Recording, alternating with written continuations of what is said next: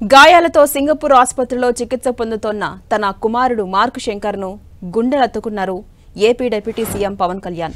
నిన్న స్కూల్లో చెలరేగిన మంటల్లో మార్క్ శంకర్ గాయపడి ఆసుపత్రిలో చికిత్స పొందుతూ ఉన్నాడు. దీంతో పవన్ కళ్యాణ్ హుటాహుటిన సింగపూర్ వెళ్లారు. పవన్తో పాటు చిరంజీవి దంపతులు కూడా మార్క్ శంకర్ను చూసేందుకు వెళ్లారు. ఇక స్కూల్లో జరిగిన అగ్ని ప్రమాదంలో మార్క్ శంకర్ చేతులు కాళ్లకు గాయాలయ్యాయి. ఊపిరితిత్తుల్లోకి పొగ వెళ్లడంతో మార్క్ శంకర్ అనారోగ్యానికి గురయ్యాడు. విషయం తెలుసుకున్న పవన్ కళ్యాణ్ వెంటనే తన విశాఖ టూర్ను రద్దు చేసుకుని సింగపూర్ వెళ్లారు.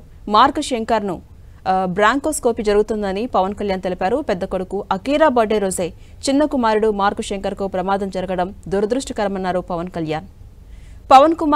పవన్ కళ్యాణ్ కుమారుడి విషయం తెలిసిన వెంటనే సినీ రాజకీయ ప్రముఖులంతా స్పందించారు. మార్క్ శంకర్ కోలుకోవాలంటూ ట్వీట్లు చేశారు. ప్రధాని మోదీ ఫోన్ చేసి మరీ పరామర్శించారు. మార్క్ శంకర్ ఆరోగ్య పరిస్థితి తెలుసుకోవడంతో పాటు ఎలాంటి సాయమైనా చేసేందుకు సిద్ధంగా ఉన్నామని హామీ ఇచ్చారు. ఇక తన కుమారుడి ఆరోగ్యం గురించి స్పందించిన ప్రతి ఒక్కరికి ధన్యవాదాలు తెలిపారు పవన్ కళ్యాణ్.